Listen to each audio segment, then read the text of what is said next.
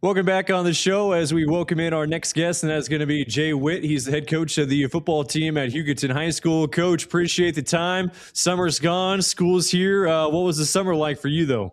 Well, I teach driver's ed during the summer, so it was fast, furious, and I had to take a lot of Zoloft. So Do they still have like the brake on the driver of yes, the they do. passenger? I wish we had an accelerator. I wish we had an accelerator handle sometimes, but yeah, we still have the brake on there. Yeah. So for you, this is going into year 6 now at Hugoton. How did you land in Hugoton? Well, that's a long story. This is also starting my 47th year in football. I grew up in the Panhandle of Texas in a little town called Groom, right outside of Amarillo, and played football there. We played foot to foot, dead TO football back in the 70s, and we did pretty good in Groom. We did get to play some very special people. My junior year, we played Big Sandy in the state finals with David Overstreet, Lovey Smith, the Lovey Smith, that coached for the Texans and for for the Bears and some of Yep. those. And what's funny, I was at a coaching clinic one time, and Lovey was talking about linebacker play, and I walked up to him, and when I was in high school, I played center. And I walked up to him and I said, Coach Smith, I want to shake your hand because I want to say I touched you once because I did not touch you in that state ball game. So anyway, but yeah, and then I coached in Little Rock, Arkansas. Uh, uh, got in the middle of all of that when Little Rock was suing the white flat schools called Pulaski County Special School District. So I got moved because it's last in Little Rock Public School won their lawsuit. So it used to it always is last one hired, first one fired. I was last one hired, first one reassigned. So I coached at Little Rock Central for 2 years, and then got moved out to Joe T. Robinson High School. They won a state championship there in 1981. That was my first of 5 and everything. So, yeah, I've been blessed. Coached all over East Texas, Alto, Frankston, Palestine, Adrian Peterson. He went to the other school in Palestine, but yeah, we got to see Adrian Peterson when I was there. But coached in Central Texas in a little town called Mart, Texas, which is very well known in the lower classifications in Texas in football. Great athletes. I've I was the head football coach in Princeton, not the university, the town Princeton, Right. which if you've been watching in the news lately, is now the fastest growing town in the United States. When I was there, it was a 3A school. We had about 405 kids, and now they've got a high school, and they just went to 6A, and they're fixing to build another high school over there. They say by 2030 there'll be almost 200,000 people in that area because Wow. it's part of that metroplex.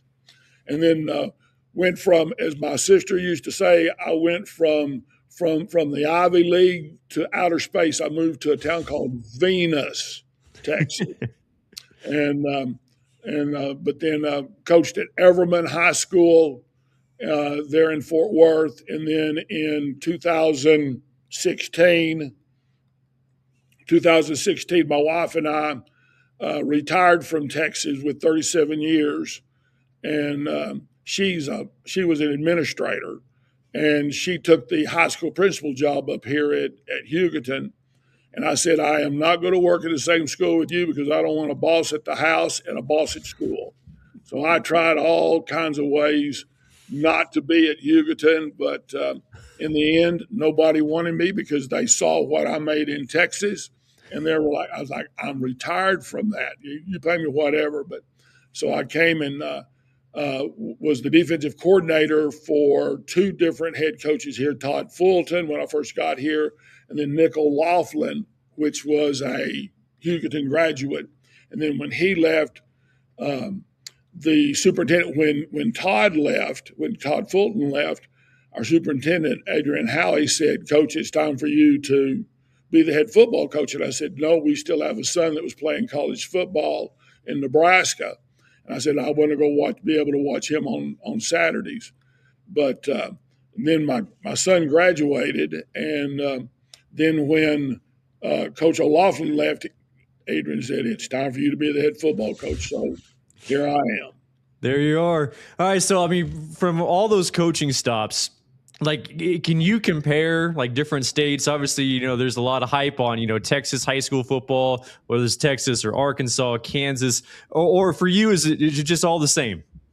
Well, you know, in Texas and in Oklahoma, they start football practice the first Monday in August. And that first year that I was here in Kansas, we had our coaches' meetings before, and they said, okay, we're ready for practice. And that was like the end of August. That was the end of July. So I thought, okay. So I said, what time is practice? He said, it's supposed to be at 4 o'clock.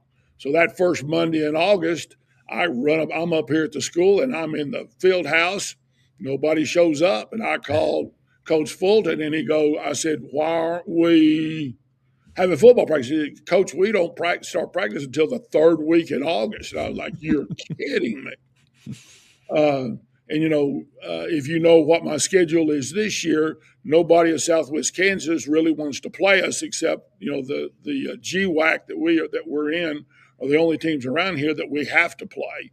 But our preseason game, we have 3 preseason games, and 2 of them are Texas schools, Stratford, Texas, and Perryton. They've been practicing since August 2nd, August 3rd. And the coaching staff and I went last Friday and watched Perryton and Stratford scrimmage. And they scrimmaged 60 plays, and then they did a 2-quarter live running clock half. So, you know, they get a lot more. And then then their first ball game is that week that we have the Jamboree in Dodge City.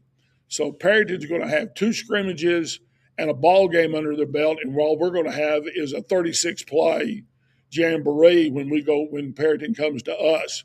And then we play Stratford the next week, and they're going to have 2 scrimmages and 2 football games and everything else. Now, if you know anything about Stratford in the lower classifications, I think they're a 2A school, but they could play a lot of the 4A schools and still beat them. Their tradition at Stratford is very, very good. So you bring up scheduling, and like I always felt like that, especially in Southwest Kansas, if you are, I say, one of the bigger schools, so even from like 3A on up, as far as scheduling is concerned and the difficulty of that, like what have you done? Like how willing are you to travel across the state for an opponent?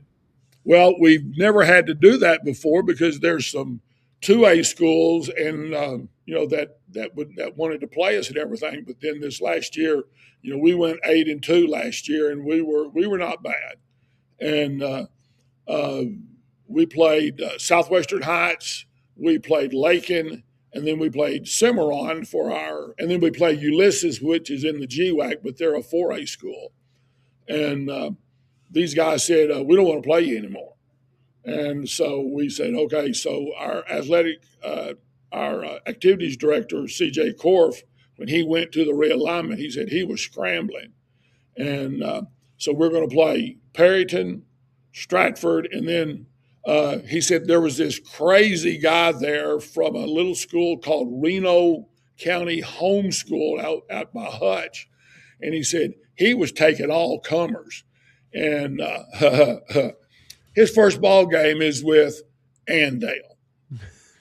Yeah. And so I'm sitting there going, he might be a glutton for punishment and everything, but we get them the third ball game. But haven't had a problem before about that. But I was talking to our activities director with our superintendent, and the way that it's fixed to go, it may be we have to travel. I know 2 or 3 years ago, Ulysses, who's a 4A, which is right north of us, about 30 miles, they were having to go all the way to eastern Kansas to play people. They were having to leave like at 9 o'clock in the morning to play a Friday night ball game. And even Garden, Liberal, and them, they play a lot of Wichita schools. Yeah.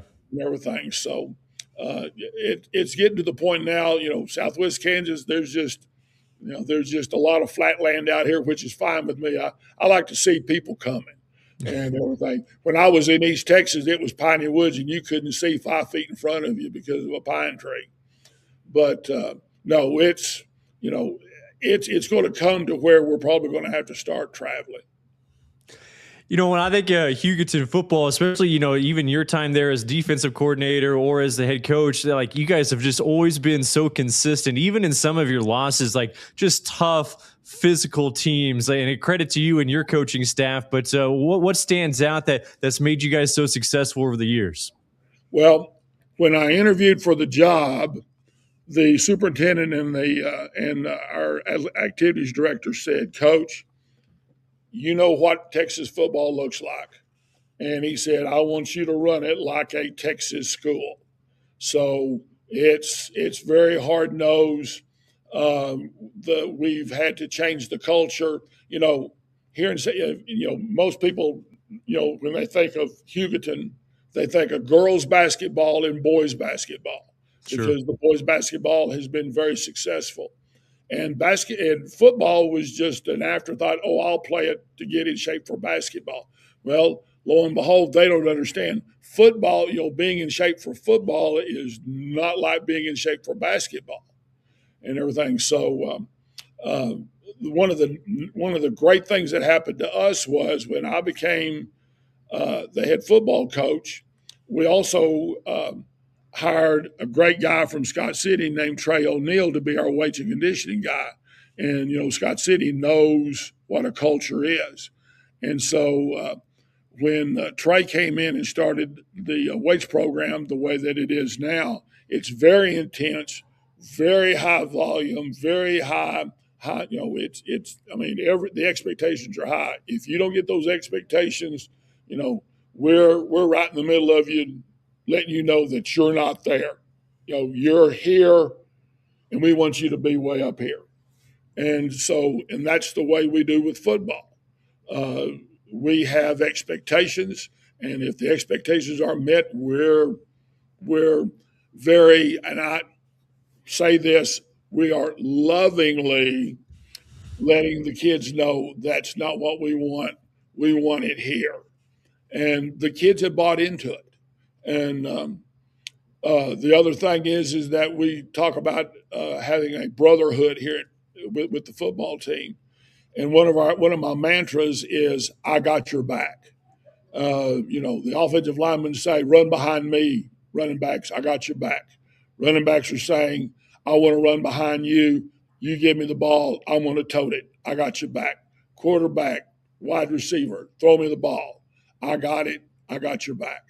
And then we also have another mantra that we use, and I put it on all my T-shirts, and everybody asks about it. It's GATA, and it's pronounced GATA. If you're a school administrator, it's great attitude toward athletics. But if you're not one of those and you're in football, it means get after their you-know-what. So, then I also, what was funny, I was in Dallas, and I was in Dallas in one of the malls, and this woman from the Philippines walks up to me and she says, "Oh, guitar." I was like, "No, it's gator." "Oh, no. In Philippines, very, very special word." She said, "What does it mean?" Well, I told her. She says, "Oh, no, Philippines, it means big coconuts." So I was like, "Okay, there you go." So, but no, the culture here has changed from the time I was here. One of the things, in Texas, a C is 79 to 70. A 69 is an F, and if you have an F, you don't play. And in Texas, it's a 6-week thing. I mean, you're ineligible for 6 weeks. Up here, it's a weekly thing. And so that first week that we got the DF list on, half the football team was on the D list, and it was 60 or 69. And I'm sitting there going, "There's no way we're going to be able to play this. I mean, we don't have anybody to play." And coach is like, "What are you worried about?" And I said, "We've got all these kids with 60s. Coach, it's a D. Don't worry about it." Well, right then I knew, no, D's are not. So one of the things that we do in football, we don't have D's. If you're on the DF list, as I tell the guys, I have this beautiful woman. Her name is Beulah. She's a 5-man, 1,745-pound woman out there, and we push that sled for about 200 yards. And we do it Wednesday when it comes out. We push it Thursday. We push it Monday, Tuesday, and then the new thing comes out. And, after about that second week, there's nobody on the DF yet. They're learning. They're learning. They learn. Hey, Coach, appreciate the time and all the good insights, and best of luck this season. Hey, I appreciate it, man. Hey, Southwestern football, Southwest Kansas football is not a bad place, man. There's some great football out here. It's not just us. We have it's an exciting place to be. Love that Western Kansas football. That's Jay Witt, head coach of the Hugoton football team. We'll have more of the show after this.